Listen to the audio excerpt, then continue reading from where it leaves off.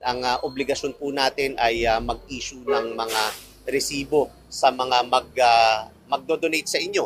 At pangalawa na rin ay mag-withhold doon sa mga suppliers na gagamitin ninyo kapag halimbawa may bibilin kayo, babayad kayo ng mga posters ninyo, yung mga ads ay dapat nag-withhold po tayo para masigurado na bayad ang buwis ng mga suppliers. Kinakailangan as long as kung bayad sila, definitely kinakailangan